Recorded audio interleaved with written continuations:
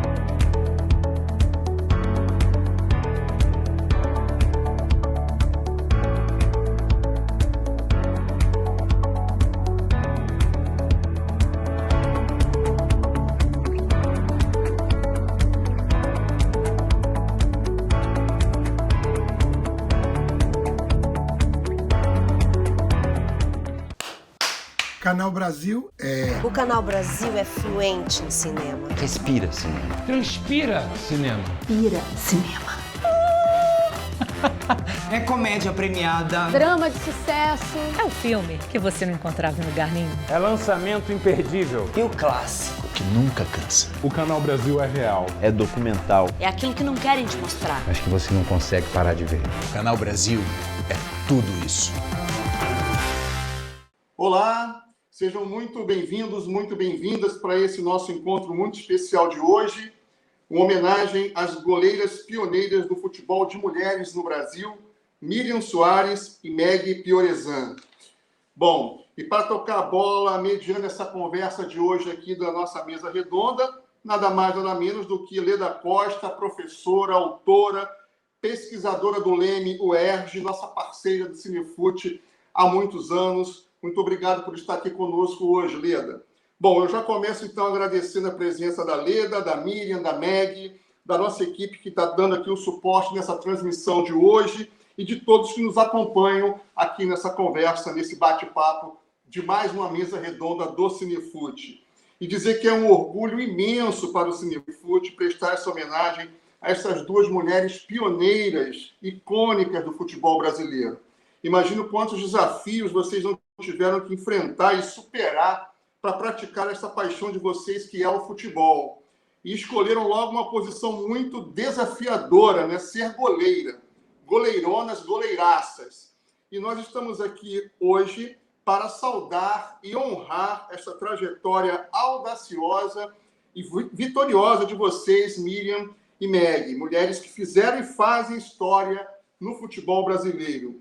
Receba essa nossa carinhosa e singela e muito afetuosa homenagem do Cinefute, que se traduz aqui, ó, nessa placa que nós faremos chegar a vocês aí, quando a gente, logo encerrar o festival. Muito merecedor essa homenagem para vocês. Muito obrigado, tá?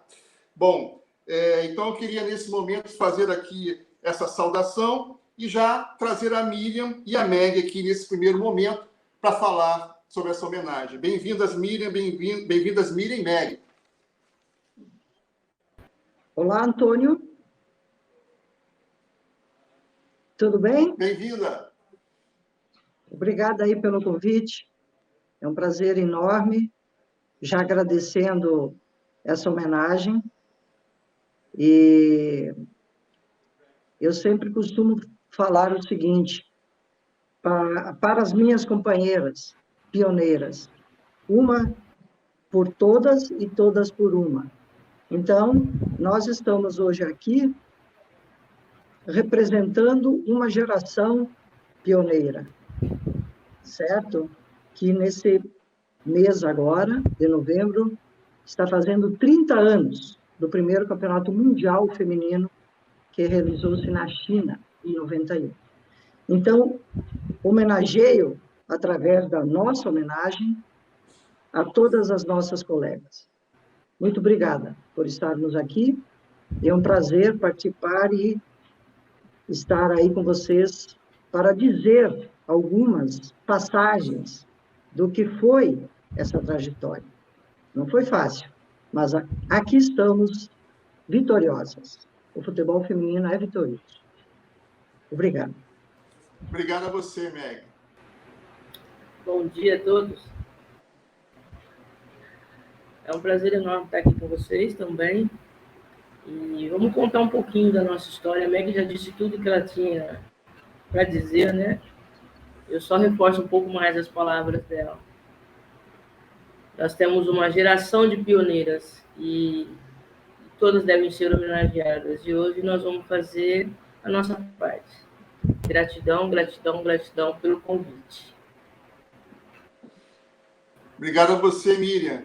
E nós aqui nessa mesa, nós estamos juntando dois eixos das homenagens do Cinefute desse ano, né?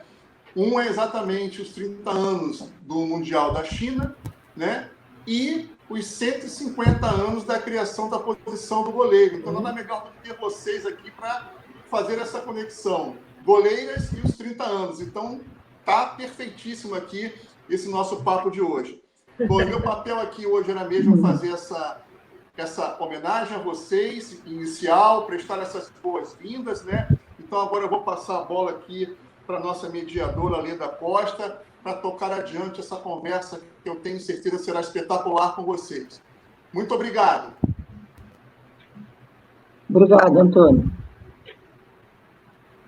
Bom, vamos lá tocar um bate-papo? Um bate-papo com duas pioneiras, duas mulheres que a gente só tem que agradecer pelo papel que desempenharam e desempenham ainda na história do futebol das mulheres. Duas mulheres que ocuparam uma posição que não é fácil no futebol, que é ser goleira. E foram goleiras muito exitosas em sua carreira, sobretudo porque passaram pela seleção brasileira. Defenderam a seleção brasileira na primeira Copa do Mundo, organizada pela FIFA em 1991, e fora também da seleção brasileira, tiveram uma carreira também bastante vitoriosa em clubes. Vitoriosa, mas também imagino que com muitas dificuldades que elas vão contar e compartilhar aqui com a gente.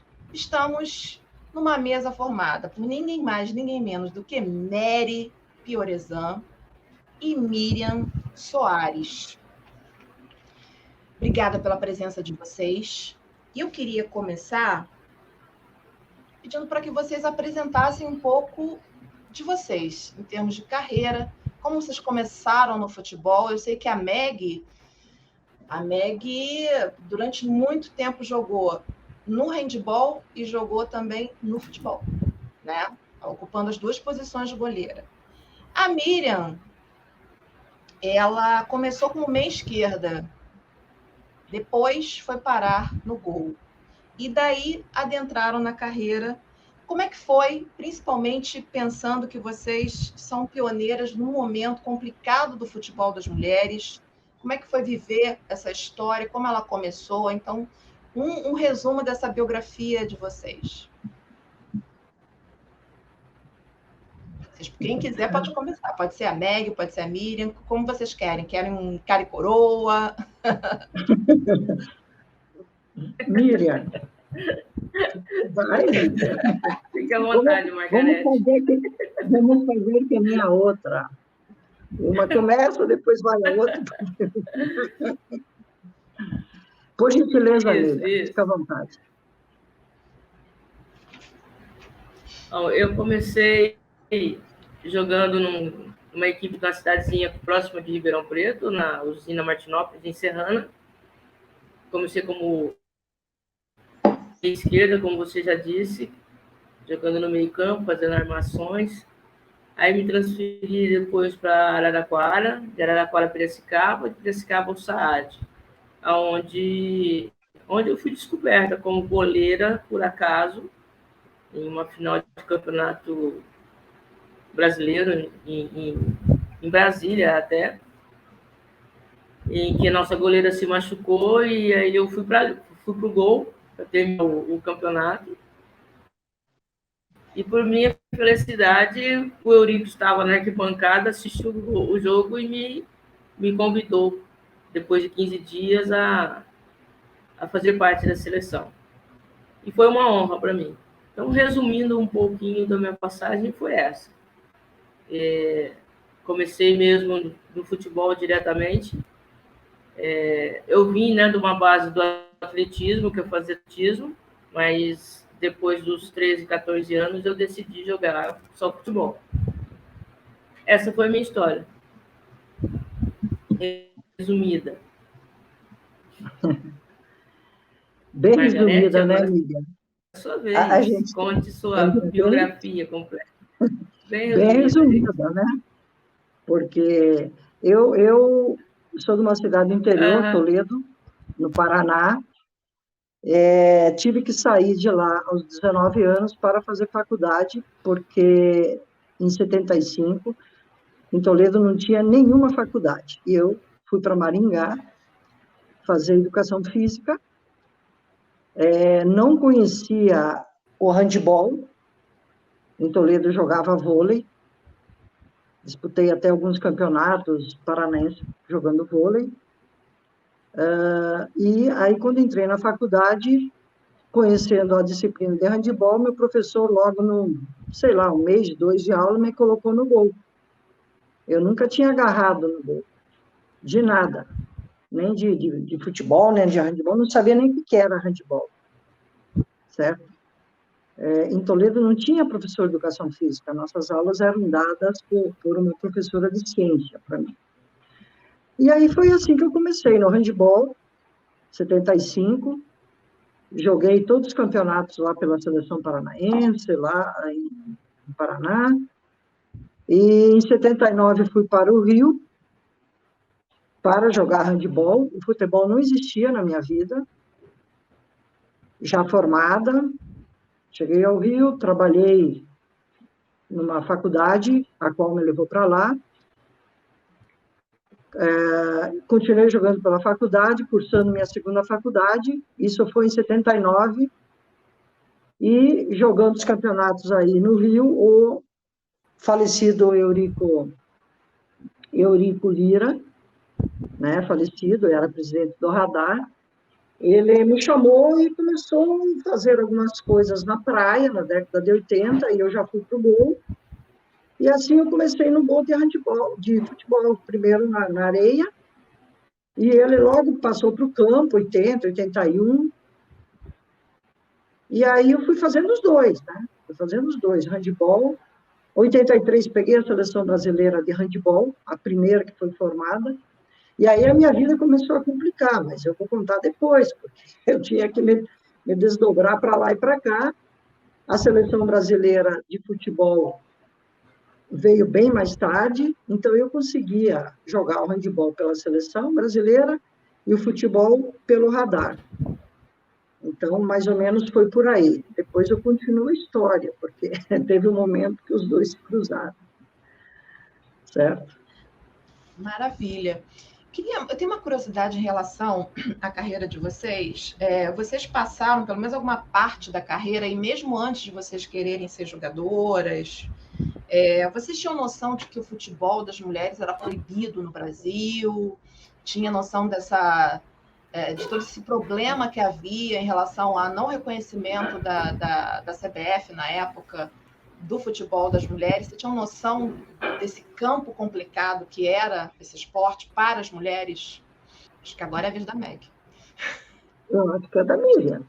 Eu não acabei de falar. Agora foi ela que começou, né? A gente já se entende. Beleza. Né? Agora é só a vez de falar, Meg, não é minha. É minha? Eu tô achando que é, Meg. Tá bom. Sim. Eu não tinha noção. Tá bom. Eu não tinha noção, porque quando eu cheguei no Rio, em 79, vinda do Paraná, eu não jogava futebol, eu era goleira de handebol, não passava nada na televisão de futebol, eu nem sabia que era proibido, tá? E quando eu cheguei ao Rio, também em 79, eu também continuei não sabendo que era proibido. E justamente quando começou a cair o decreto, mas aí começou um tititi, você vê como é que a pessoa é visionária, né? O falecido Eurico já sabia que eu estava caindo, ele já começou a armar um time, e ele definitivamente caiu, acho que foi em 83, né? Caiu em 79 o decreto-lei, mas em 83 ele é oficializado profissionalmente. Oficializado, isso. Então, eu não tinha essa dificuldade, essa noção no Paraná, porque eu jogava futebol, mas eu, quando adolescente, brincava na rua, como todo mundo jogava tudo lá, queimada, que eram as coisas da época, e futebol de brincadeira. Então, eu não sabia que era proibido. No Rio, quando eu comecei a jogar, o decreto tinha caído. Em 79, comecei em 80. Então, eu não senti nada dessa passagem. Porque quando eu comecei a agarrar no gol, pelo radar, ele já tinha caído o decreto, então tudo podia fazer. Tanto é que eu acho que em 80 a gente fez um jogo lá no Morumbi, São Paulo, seleção carioca contra a seleção paulista. Foi meio truncado, porque não queriam deixar, ninguém estava entendendo muito bem se tinha caído ou não tinha caído, enfim. Então, eu não sentia, né? Bom, eu também não sabia também, na época, que era proibido, né? Porque, na verdade, a gente só queria saber de jogar futebol, né? Não queria saber se podia ou se não podia. Também tive algumas surpresas em um jogo que nós fomos fazer na cidade de Limeira, uma preliminar do Inter de Porto Alegre contra a equipe da cidade de Limeira, em que não queriam deixar a gente jogar na preliminar. Aí, a pedido de alguns jogadores do time do Inter, né? E, inclusive, Batista jogava no meio-campo do Inter na época. E eles pediram para a gente jogar, que ia ser uma atração, que eles iam gostar de ver também. Foi aí que nós conseguimos jogar. Mas, na época, a gente não tinha noção da proibição. Nós queríamos estar em campo, jogando, correndo atrás da bola, só, mais nada. Em que ano foi esse jogo, Miriam? 82, 83, coisa assim. Ok. Vocês duas jogaram em tem uma matéria até na revista Placar da época. Tá. Vocês jogaram em dois clubes assim que são fundamentais na história do futebol das mulheres, né? A Meg jogou no Radar, Miriam jogou no Saad, né? Uma do Rio, outra de São Paulo. Ambas também conheceram essa figura, que é uma figura que eu acho que ainda precisa ser muito explorada por nós pesquisadoras e pesquisadores, que é o Eurico Lira. Queria que vocês falassem um pouco de quem era essa figura chamada Eurico Lira, um dos incentivadores do futebol das mulheres, esteve à frente do Radar, participou também da formação da primeira seleção brasileira. Como era esse personagem, se a gente pode chamá-lo assim, o Eurico, e a sua importância dentro do futebol das mulheres?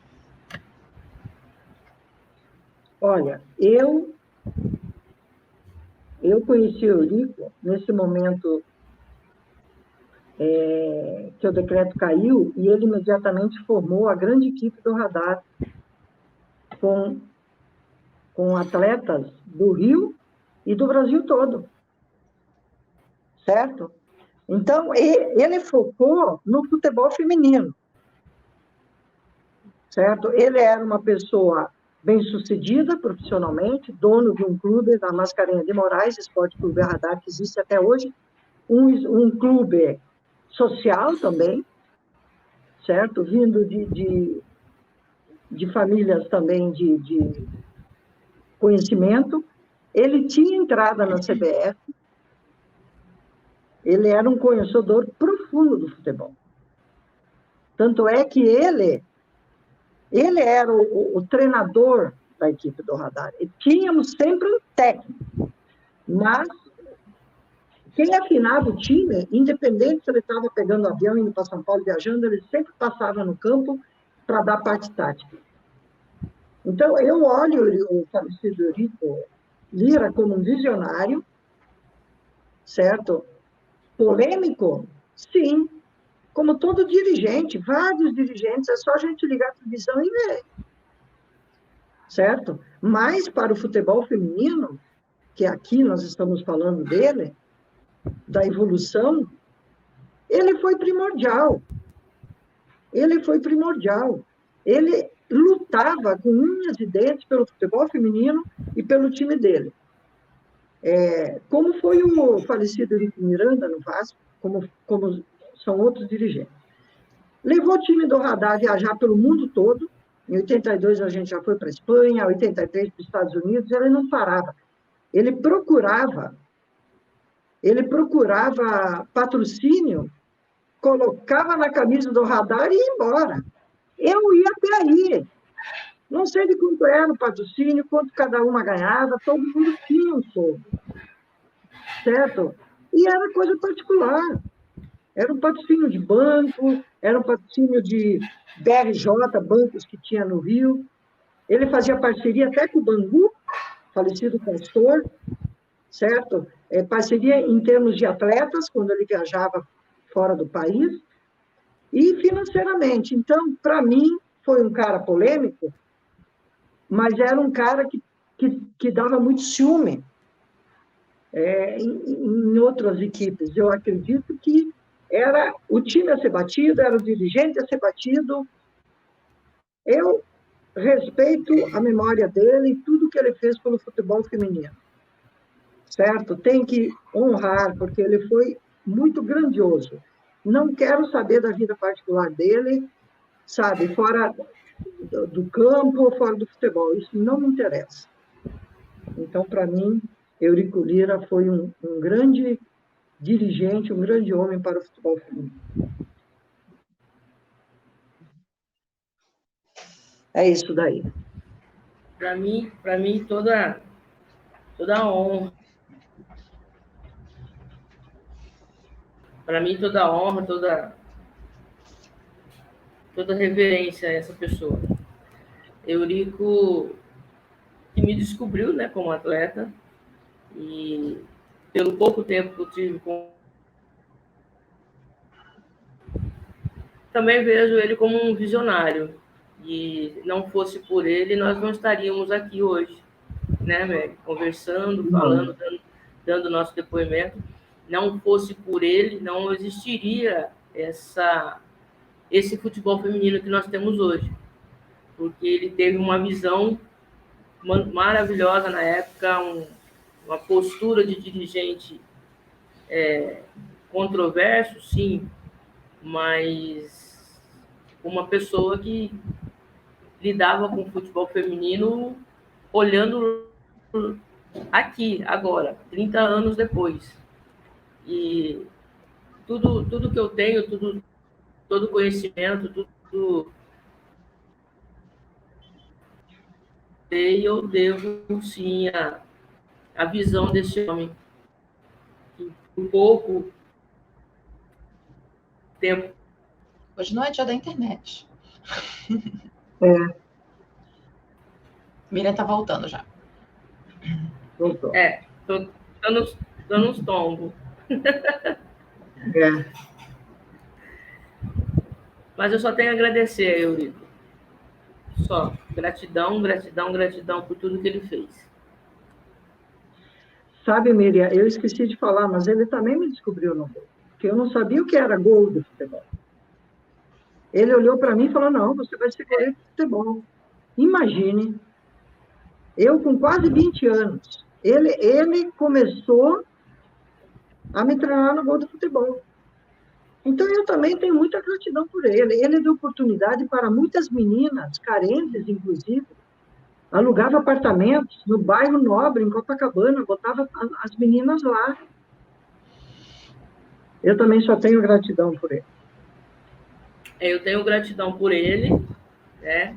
Visionário como ele foi, por tudo que ele fez, por mim, por muitas, e também pelo puxão que ele deu no Romeuzinho, né? O Romeu, na época, era um menino e começou com 15 anos, que eu me lembro dele, com 15 anos, ele já era dirigente do Guarani em Campinas e no SAAD, e é por isso que a gente tem uma honra muito grande. Eu, pelo menos, tenho uma honra muito grande pelos dois. São duas pessoas visionárias. Exatamente, você lembrou bem, não podemos esquecer do Romeu. O Romeu foi mais ou menos assim, ele era novo, mas o Romeu foi um discípulo, vamos assim dizer. O Eurico era muito mais velho do que ele, mais rodado, mais a raposa velha já dentro do esporte. Na época, se eu não me engano, o Romeu tinha 17 para 18 anos na época que ele começou com o feminino. Então, um menino. E hoje o Romeu faz um grande trabalho dentro do futebol feminino e deu continuidade a todo esse trabalho lindo que o Eurico começou junto com outros dirigentes, porque a gente está falando do Eurico, mas tem outros dirigentes também que se dedicavam ao futebol feminino. Então, também a minha reverência ao Romeu Castro também. A nossa enciclopédia, né? Do futebol feminino. O Romeu Castro. Gratidão por você também, Romeu. Gratidão, Romeu. Vamos juntos. Pegando um pouquinho o gancho, né, desses dois personagens que vocês mencionam, no caso da Meg, você jogou o Carioca de 83, né?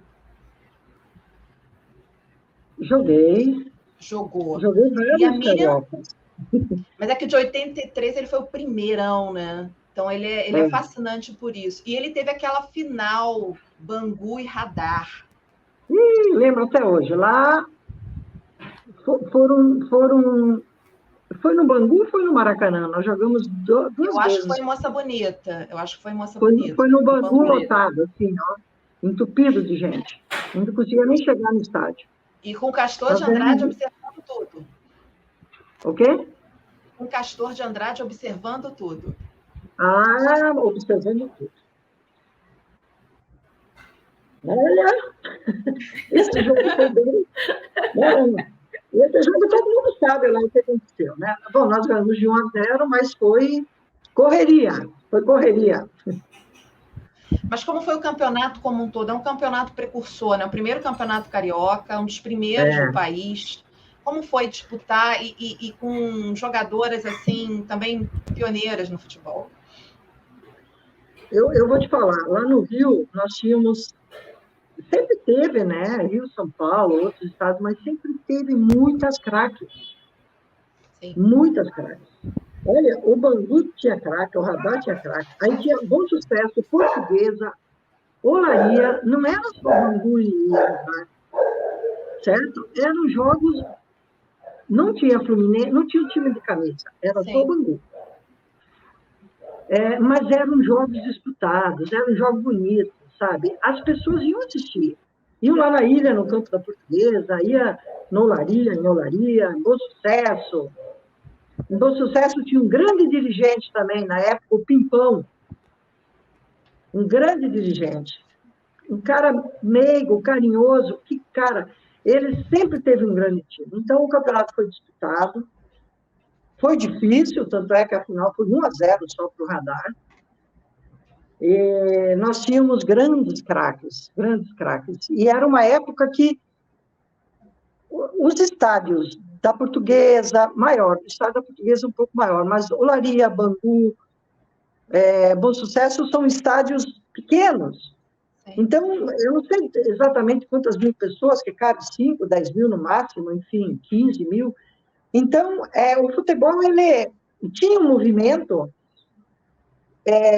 de visibilidade através da televisão, de jogos de competição, de desafios que o Eurico promovia com equipes de São Paulo. Aí passava na Band, todo domingo, era mais ou menos por essa época. Passava na Band esses desafios, então isso dava visibilidade, né? Com o falecido Luciano do Vale, na transmissão e tal. Então as pessoas iam assistir os jogos. O Jornal dos Esportes, no Rio, o Jornal dos Esportes, o Cor-de-Rosa, o jornal, dava tudo sobre o futebol feminino no Rio. Claro que alguém mandava as notícias, mas dava páginas. Então, era bem, bem legal. A gente tinha sempre torcida, eram jogos disputados, tinham grandes craques. Era uma maravilha. Era uma maravilha mesmo. E você, Miriam, como é que foi em São Paulo, né? Que você tem a sua carreira em São Paulo. Como foi participar do SAAD? Como foram os campeonatos em São Paulo? Foi tão legal quanto foi no Rio, como a Meg conta? Foi melhor? Como é que foi? Se foi melhor, eu não sei, né? A gente não consegue mensurar as proporções. As competições aqui no estado de São Paulo, na época, era SAAD, Juventus, Ferroviária de Araraquara, 15 de Piracicaba, algumas equipes assim que eu me recordo mais diretamente no que eu joguei no SAAD. O que a gente disputava muito era... Não havia um campeonato paulista da Federação Paulista nessa época ainda.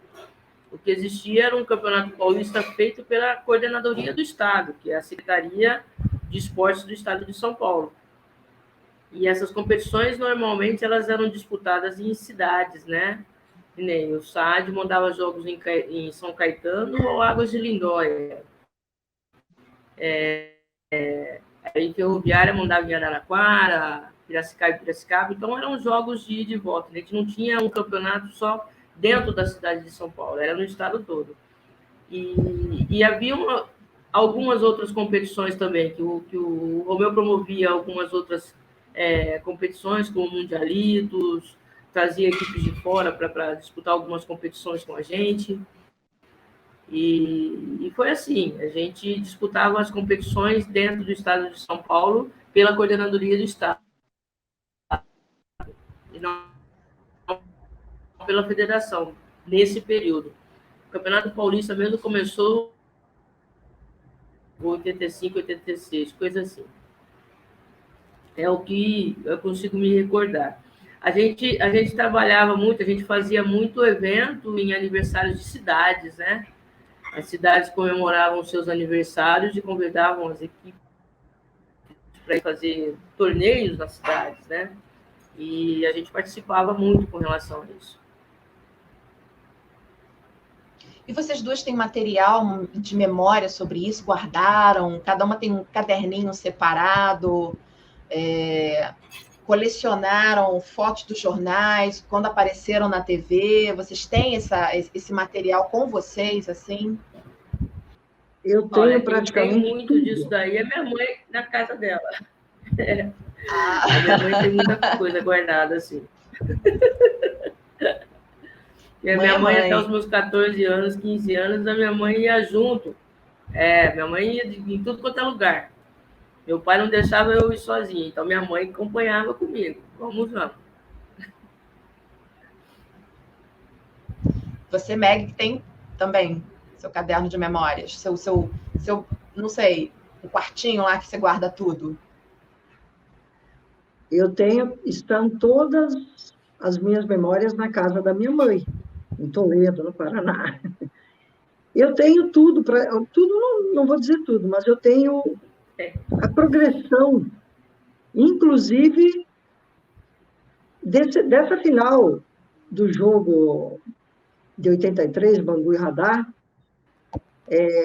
tinha uma filmagem lá. E eu tinha uma filmagem. E eu tenho, inclusive, essa filmagem, eu tenho Eu passei as fitas, né? Antigamente era aquelas fitas cassete grandes, passei tudo em DVD. Eu tenho muita coisa em Toledo guardada, tanto em vídeo, tanto de clubes, alguns jogos de clubes que passaram na televisão e também da seleção. E jornal eu tenho muito também, porque eu guardava o que eu podia, o que eu via que saía, eu guardava. Tenho sim. Aí eu queria adentrar num tema interessante e também polêmico, que é o seguinte: vocês são duas goleiras, né? Participaram de Copas do Mundo, de Jogos Olímpicos. Aliás, depois eu vou pedir para vocês contarem as aventuras, principalmente da Copa do Mundo da China. Eu imagino como é que deve ter sido para vocês. Vamos viajar para a China amanhã, ou sei lá, daqui a uma semana. Como é que foi o campeonato de 91 na China? Que tipo de aventuras vocês enfrentaram?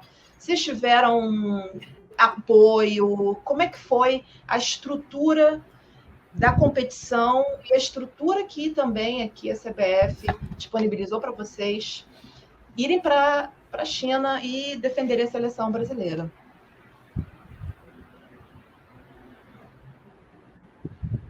Meg? Alô? Miriam? Fique à vontade. Eu conto um pouquinho de aventura, você conta da estrutura. Ótima divisão. Mas aí você me compromete, né? Bom, em 88 já teve aquele experimental, e vamos aproveitar na ordem cronológica. Eurico me convocou, eu tinha saído do radar há alguns anos, para me dedicar à seleção brasileira de handebol, que de 83 foi um campeonato atrás do outro. Aí eu pedi dispensa dessa seleção. Então, eu estava fora do futebol de 88, por aí. Eu acho que quando o radar mais ou menos terminou também. E quando foi 90, ele veio com essa convocação de novo. E nós começamos a nos reunir em 90, na Escola de Educação Física do Exército, na UCA, para disputar primeiro a seletiva para ir para o Mundial da China, que foi em 91 também o primeiro campeonato sul-americano em Maringá. Nós somos campeões. E aí a gente foi para a China. Veja, o futebol feminino, ele nesses anos, ele estava parado, porque o radar já tinha terminado, certo? Ele reativou, o pessoal foi em 88, também, eu não lembro porque eu estava fora, mas ele estava meio parado de campeonatos estaduais e nacionais, enfim. Então, nós tivemos que começar praticamente, e eu saí da seleção brasileira em 89, também de handebol, eu já estava parada. Então, quando ele chamou esse pessoal em 90, tinha muita gente fora de forma. Eu mesmo estava fora de forma. Tivemos que primeiro baixar o peso, eu estava acima do meu peso, não muito, mas eu não estava, eu estava dando aula. Só tinha parado de ser atleta. Então, nós tivemos que começar do zero, mas tudo bem, sul-americano não foi difícil para a gente, certo? E a gente foi lá em 91, treinamos um pouco em 90, o campeonato em 91 foi em novembro, por aí, fizemos alguns treinamentos no decorrer de 91, né, Miriam? Foi mais na Escola de Educação Física do Exército, né? Eu acho que a gente pegou uma parte também no Cefam, e fomos para lá, para a China com a cara e a coragem, entendeu? Porque os campeonatos europeus já estavam rolando lá fora entre clubes, o pessoal já estava experiente para lá do futebol. E a gente foi assim, puxa, para a China, meu Deus, mãe, eu vou para a China. Ô pai, eu vou para a China. Para a China? Nossa, vai levar 3 dias para chegar lá na China. E assim nós fomos para a China, com os uniformes dos homens, sabe, todos grandalhões, camisas grandes, mesmo uniforme dos homens.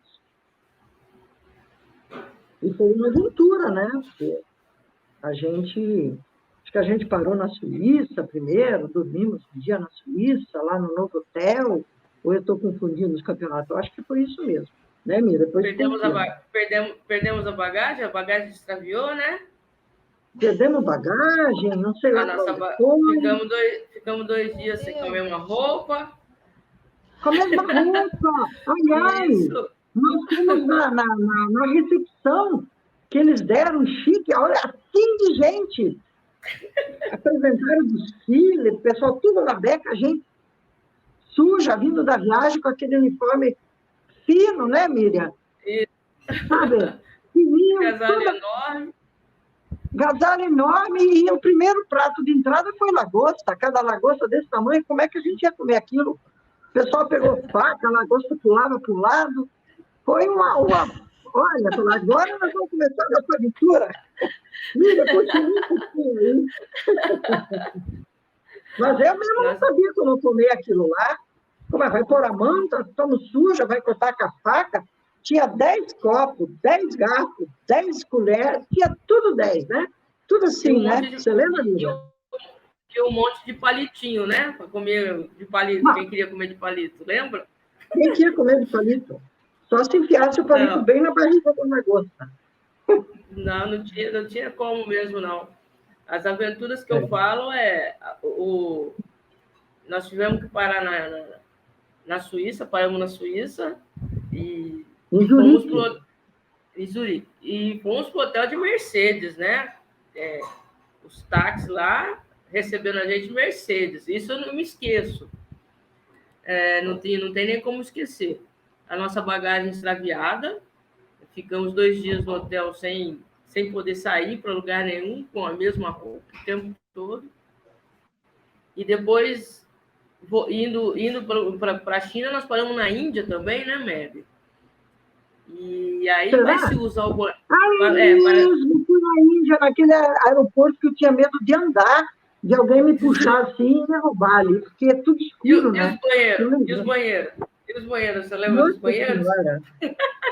Não, muito ruim, muito ruim. Não tinha como.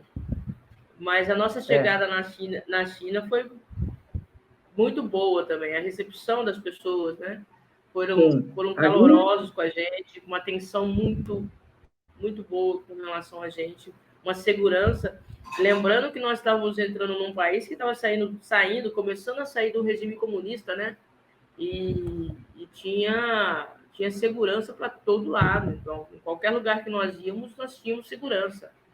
Não dava um passo para a rua, você pensava que estava sozinha, tinha 2, 3 segurança aparecendo.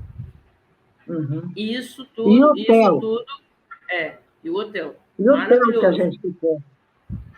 Dava para morar 2 famílias no quarto, é tão grande. Pior que dava mesmo.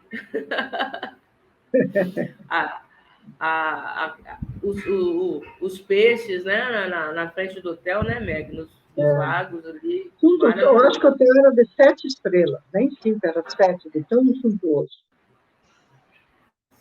Sim. E as compras, Meg, para sair para fazer compra, como é que fazia? Falava-se pouco inglês, arranhava um pouquinho alguma coisa e... A única que falava chinês era a Fanta. A Fanta falava chinês. A Fanta falava chinês. Eu imitava.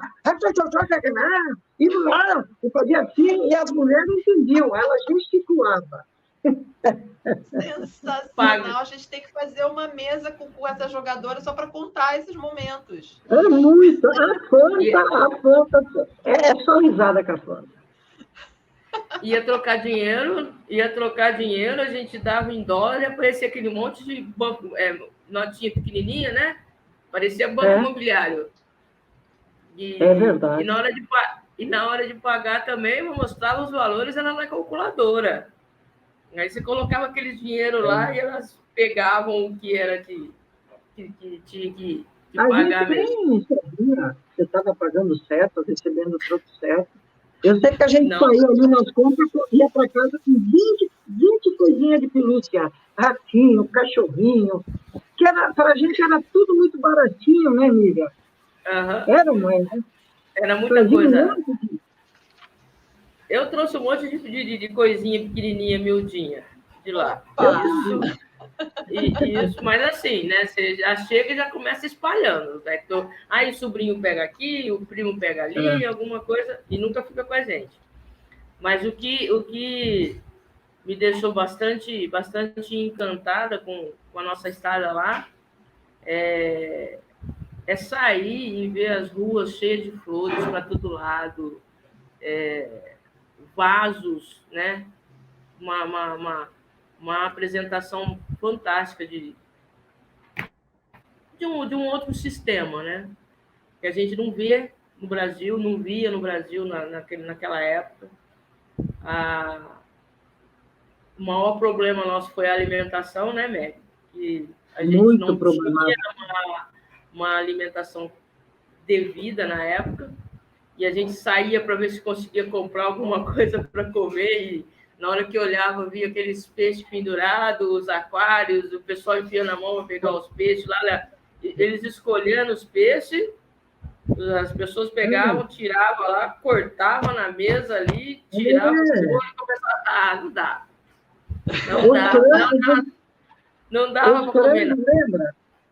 Lembra dos frangos de ponta cabeça, assim, tudo na vitrine. A gente olhava, saía correndo.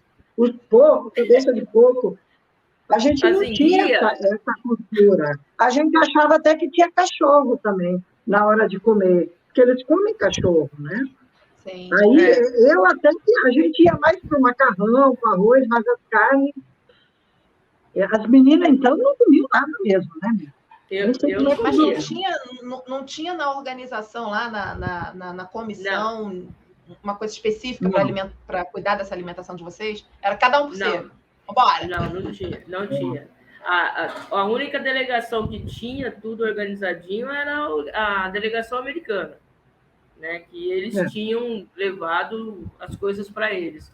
Mas a nossa, para a gente, não tinha nada, não. Eu sei que eu passei dias e dias lá comendo peito de frango e tomando sustagem. Era o que descia. Era o que descia. Não conseguia comer, eu olhava para a comida lá, não descia. E tocava peito de frango e sustagem. Eu lembro também, Miriam, a cidade que a gente ficou a primeira, né?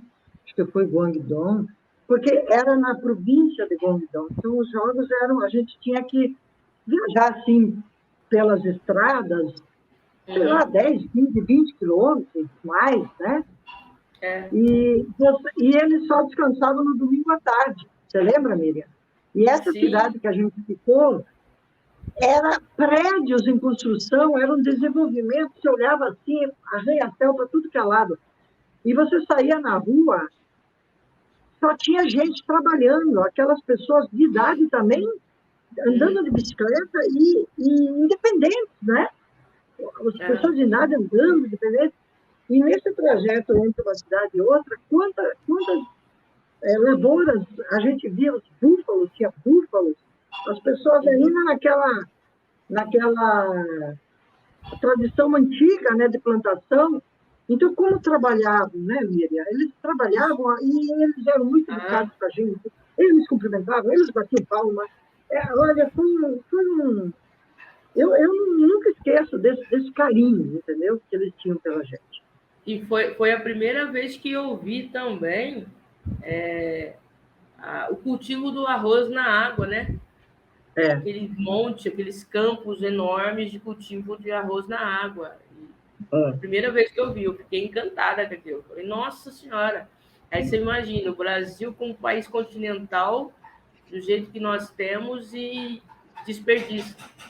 E eles não tinham espaço para plantação, né? Então, eles cultivavam na água mesmo. E foi surpreendente para mim. Foi uma das coisas que mais marcou. E os estádios cheios, né? Eles iam assistir. Cheios. E batiam palma e aplaudiam a entrada, tudo nos aplaudiam a gente. Foi uma experiência muito boa. Infelizmente, nós caímos numa chave difícil, porque nós ganhamos o primeiro jogo do Japão, de 1-0. E caímos na chave com Suécia e Estados Unidos, que veio a ser campeão, né? Então, nossa estadia lá não foi tão grande, né? Mas valeu a pena. Tudo valeu a pena. Ali a gente começou... Vocês estão vendo aqui a foto de vocês? Aqui, ó. Estamos. Ó. Essa foto aí é do... Essa foto é do Sul-Americano de 94. Ali foi a base para o segundo Mundial na Suécia. É, de 94. Essa daí é de Uberlândia. Foi isso mesmo. A Miriam aí, ó. Miriam. Isso. Mas o uniforme de 91 foi o mesmo, né? Foi esse uniforme, 91 não. Foi o... Não, foi 91 foi aquela camisa da Umbra, estufadinha, verde, cor de rosa, aquela bonita. Verde, preto, rosa e preto. É muito bonito. Vocês têm esse uniforme guardado, né? Eu tenho a rosa e preta. Eu tenho a verde, porque a rosa eu dei para minha sobrinha, mas eu falei para ela guardar com muito carinho. As roupas que eu dei só para sobrinho, irmão, está tudo guardado, ou seja, está tudo lá na família guardado. É isso também, eu também fiz a mesma coisa. Gente, tesouro que, enfim. Bom, eu queria chamar a Paula, que é produtora, organizadora das mesas do Cinefute, ela é produtora do Cinefute também. Queria chamá-la, que ela quer fazer uma pergunta para vocês.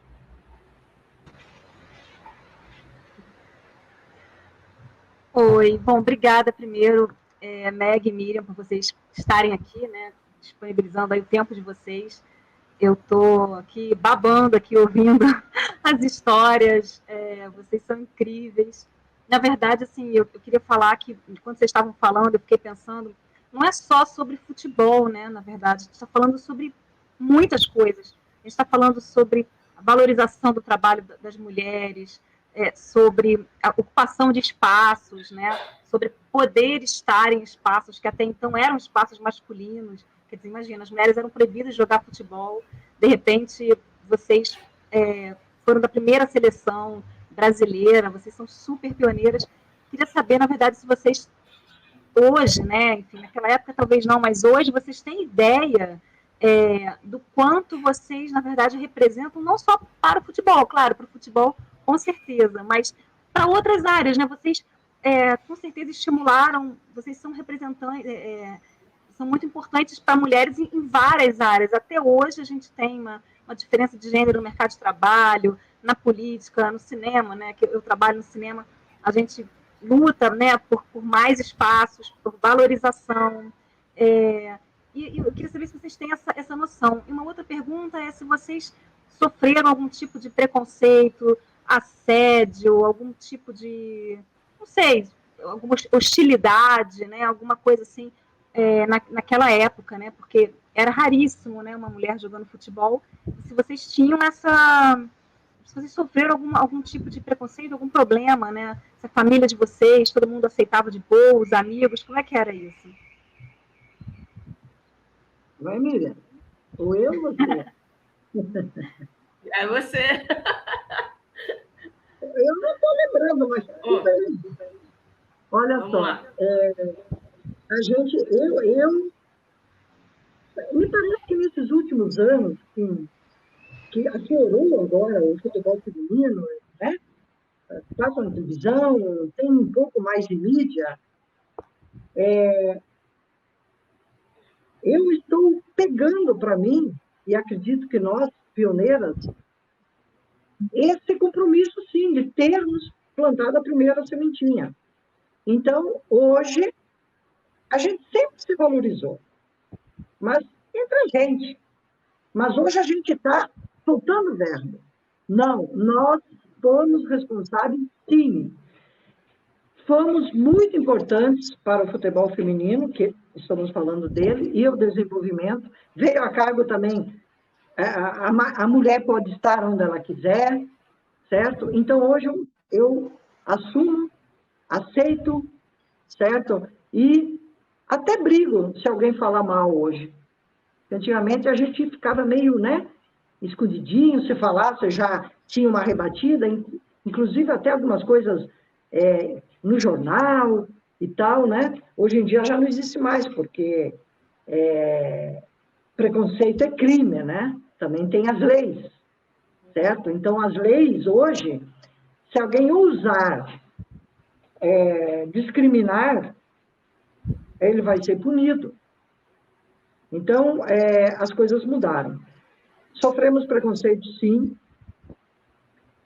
Eu acredito que era tudo muito novo, mas preconceito de falar nos estádios, lugar de mulher em casa, mulher que joga bola homem, é macho, essas coisas, mas eram coisas pontuais, porque a maior parte aplaudia e ia assistir as mulheres jogar. Então, eu também tenho essa visão hoje, certo? Como existem hoje, inclusive, também preconceitos, tanto de homem como mulher, em várias coisas que a mulher faz. Então, isso para mim já é passado, isso não está mais me atingindo, certo? Eu estou me sentindo bem à vontade para chamar para mim, para a nossa geração, o que a gente fez, certo? Para brigar, olha, se você falar isso de novo, se puxar dessa maneira, eu vou te pôr no processo, isso é crime, certo? Apesar que ninguém mais se hoje encanta de galo. Em relação à família, eu não sofri preconceito, certo? Nem de amigos. E, graças a Deus, 30 anos se passaram, estamos aqui hoje comemorando, né, Miriam? Tudo que a gente fez. Tudo que a gente fez foi muito importante. Graças a Deus. Gratidão, gratidão, gratidão. Sempre. Passo a bola para você agora. Olha, eu, com relação à minha família, amigos, eu não sofri preconceito, não, mas com relação a jogos aí nos estádios, a gente ouvia algumas coisas ruins, né? Mas eu tinha um pai e uma mãe muito presente, muito forte, e eles sempre colocaram para mim que eu era a pessoa mais importante do mundo, e tá tudo certo. Se as pessoas não te aceitam, não aceitam aquilo que você faz, isso é problema delas. Então, eu sempre trouxe isso comigo. Tanto que quando eu parei de jogar definitivamente, eu me tornei aqui, nessa região de Ribeirão Preto, uma das treinadoras mais controversas, né? A que realmente falava, que colocava, dava a cara a tapa, a que reivindicava o direito da mulher estar aonde ela quisesse. E reivindicar que as meninas tinham o direito, sim, de jogar futebol. E que elas também tinham o direito de ter uma treinadora trabalhando com elas, de ter mulheres trabalhando com elas. Isso eu sempre briguei aqui na região de Ribeirão Preto.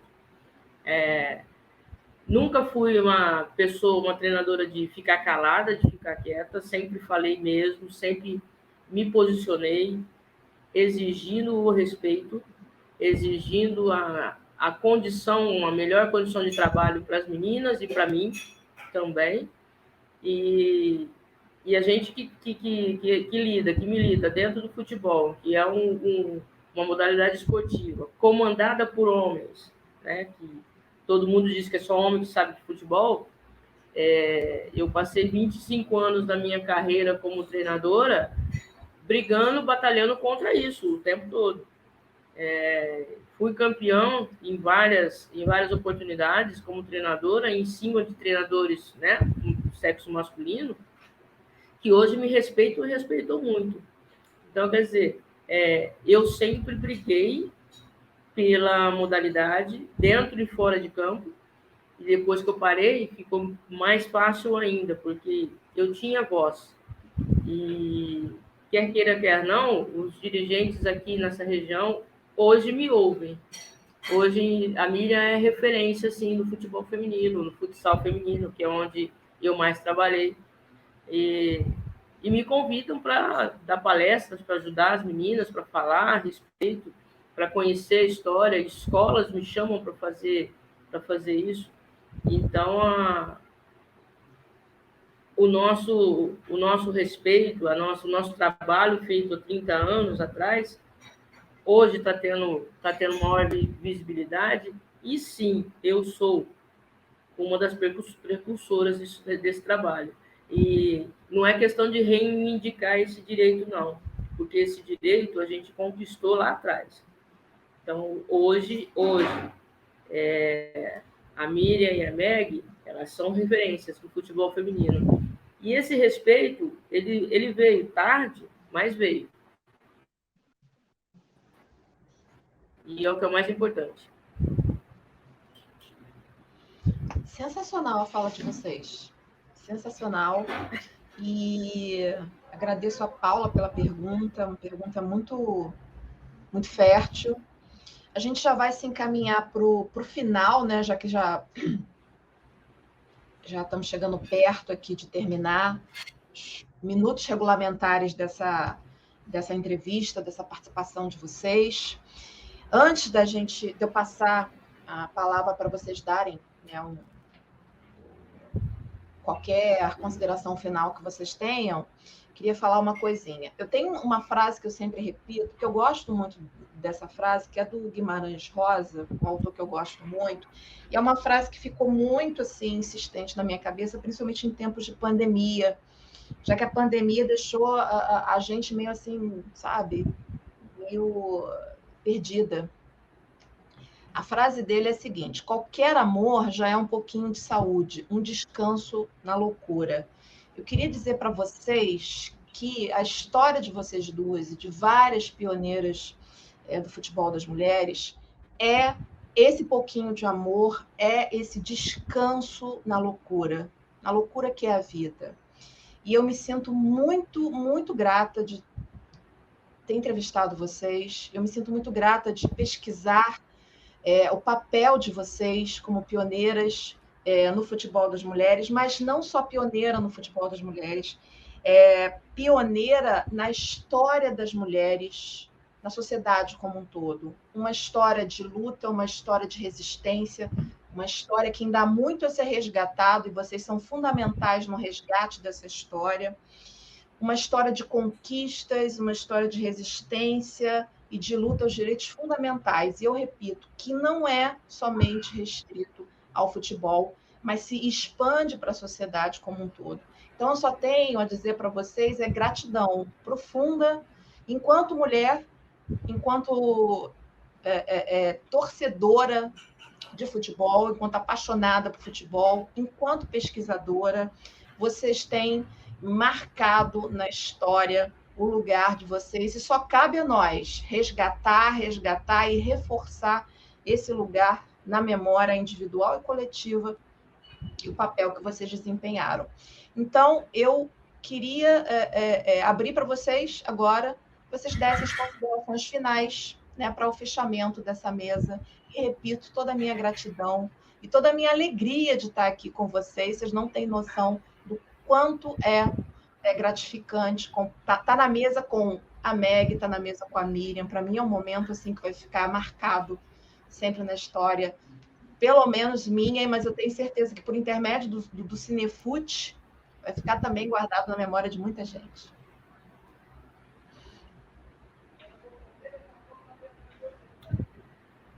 Muito obrigada pelas suas palavras, né?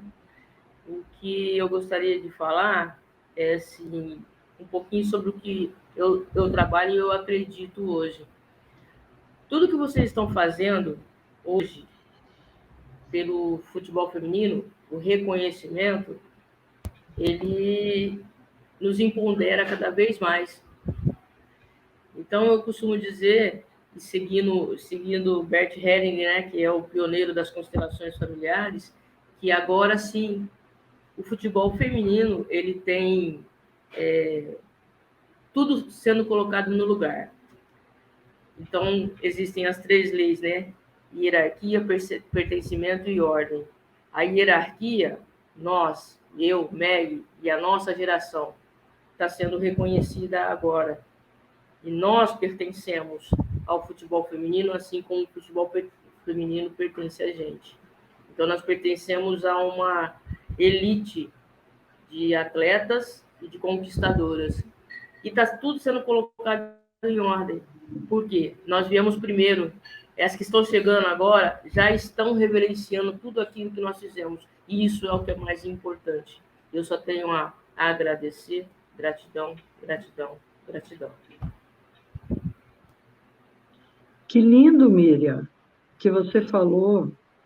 Maravilhoso, que texto lindo. Olha, fiquei emocionada, Miriam. Fiquei mesmo. Gratidão, Meg. Gratidão, Meg. Obrigada, viu? Cara, olha, fiquei emocionada com isso aí. Você foi precisa. Então, gratidão pelo universo, agora estar conspirando e nos dando, retornando para nós esses frutos dessa plantação que nós fizemos 30 anos atrás. Mais ou menos, até mais. Nós estamos colhendo os frutos. Eles são tão doces. Nossa, eles são doces demais. E está vindo assim, ó.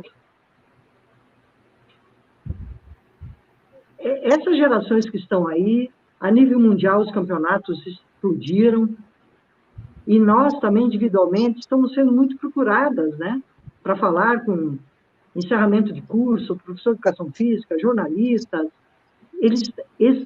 Quando eu falo nós, a nossa geração, porque agora também estão escrevendo, estão fazendo trabalho, estão fazendo lives. Então, o negócio, realmente, que nem você falou, está sendo colocado nos seus devidos lugares, os eixos. Estão sendo, só pode ser. Está tudo muito bonito e gratificante. Eu não pensei até que fosse acontecer isso já na minha vida, hein? Eu achei que não fosse. Mas está sendo. Não, Miriam? Está sendo. Olha que coisa linda. E eu vou falar mais uma coisinha, Meg. Pode falar. A ordem está sendo colocada e agora, sim, a nossa seleção tem grandes possibilidades de se tornar campeão mundial, sim, porque foi restabelecido o sistema. O sistema futebol feminino brasileiro foi restabelecido. E está sendo restabelecido a cada dia mais. Com Duda e a Aline Pellegrino lá. Elas estão fazendo um trabalho fantástico de resgate à nossa memória. Gratidão a vocês duas, meninas. Gratidão. Miriam, agora... Não, vou começar assim, que nem você. Gratidão a Duda, tá? E a Pellegrino. Gratidão. Que trabalho que elas estão fazendo. Elas estão brigando lá dentro da CBF para fazer o corpo, porque nós não estávamos no corpo do futebol feminino. Não. Certo? A gente estava na nossa cabeça, em tudo que a gente fez. Abre as coisas que você tem lá na tua mãe, eu lá, está tudo lá registrado, medalhas, troféus, televisão, o que a gente pegou nos áudios escritos, mas não estávamos no corpo quanto Confederação Brasileira de Futebol, Futebol Feminino do Brasil. Agora nós estamos no corpo. O corpo agora é um só. Então agora é capaz, sim, da gente ser campeões mundiais e campeões olímpicas, porque está todo mundo junto agora na mesma energia. Isso. Certo? A lei, isso aí, a lei do pertencimento sendo respeitada. É isso, nós pertencemos. Que maravilha. Olha, a gente fizemos... Eu estou aprendendo um monte de coisa com você, Miriam, mas isso que você falou foi maravilhoso e eu estou sentindo muito isso, muito bom. Isso é maravilhoso. Então, agradecer ao convite de vocês, todas, né? O Lobo, que está aí, o pessoal que chamou a Cláudia, enfim, todos vocês, né? As intérpretes, porque é mais um passinho que foi dado para esse corpo do futebol feminino ficar mais forte. Muito obrigada. É lindo demais essa live. Miriam, você queria falar mais uma coisinha? E conte com a gente sempre que for preciso. Que maravilha. Eu entrei aqui, eu sou o chatão do VAR, o cara do VAR, mas eu não quero ser só o chatão. 150 anos, né, da posição de goleiro e de goleira. E aí na edição passada, o Cinefute, a gente fez uma live também muito bonita com a Tereza, a filha de consideração do Barbosa, e eu tenho a camisa do Vasco. Sei que a Meg jogou, né, a camisa do Vasco do Barbosa, e eu queria queria chamar todas e todos aqui para a gente dar o encerramento, o beijinho final. Paula, Leda, cadê o Antônio? Antônio. Leda, Paula, entrou tudo. Falta o Antônio. Tá entrando. Antônio tá quase. Ele vai. O Antônio tá caindo. A conexão do Antônio não quer. Ele tá caindo. Ele pensa que tá no Campeonato Brasileiro, tá lá nos últimos 4, só tá caindo ele. Olha. Será que eu não vou fazer nenhuma piada não, né, Paula? Melhor não, né? Não, deixa o nosso Fluminense quieto, por favor. Só porque o Galo foi campeão, você tá aí todo se achando. Aliás, eu tô com a camisa Lutar, que representa muito da história de vocês, né? É sempre de luta, muita luta. Antônio, estamos aqui para dar a despedida final.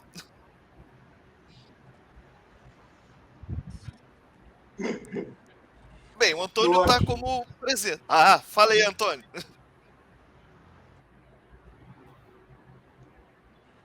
Poxa, é uma emoção muito grande, estou muito tocado aqui com tudo que eu ouvi, que todos nós aqui ouvimos, que alegria, que potência.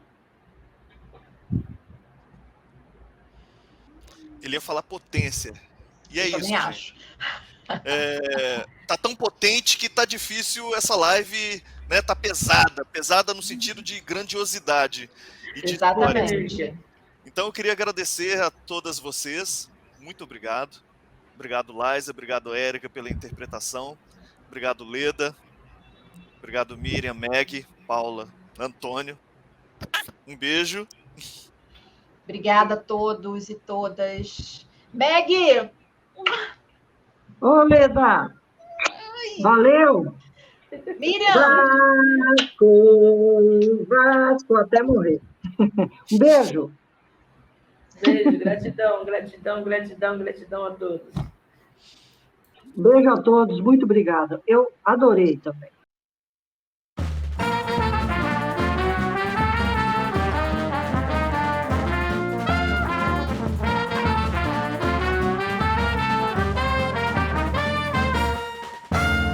O Festival Cinefute reúne magia, amor e paixão.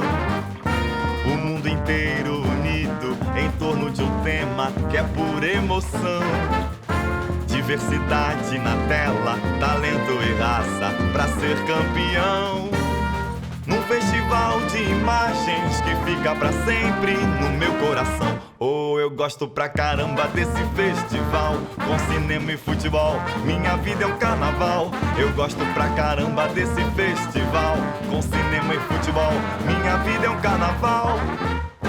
O Festival Cinefute reúne magia, amor e paixão. O mundo inteiro unido em torno de um tema que é pura emoção. Diversidade na tela, talento e raça pra ser campeão. Num festival de imagens que fica pra sempre no meu coração. Eu gosto pra caramba desse festival, com cinema e futebol, minha vida é um carnaval. Eu gosto pra caramba desse festival, com cinema e futebol, minha vida é um carnaval.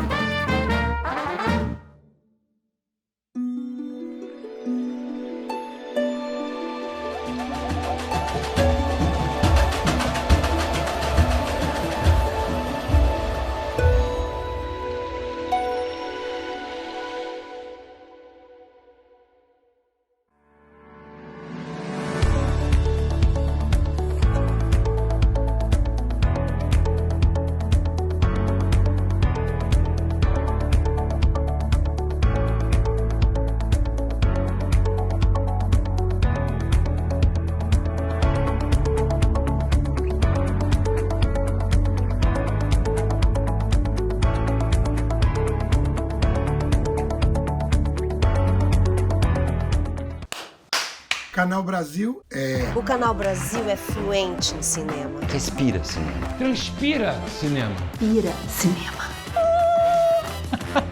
É comédia premiada. Drama de sucesso. É um filme que você não encontrava em lugar nenhum. É lançamento imperdível. E o clássico que nunca cansa. O Canal Brasil é real. É documental. É aquilo que não querem te mostrar. Mas que você não consegue parar de ver. O Canal Brasil é tudo isso.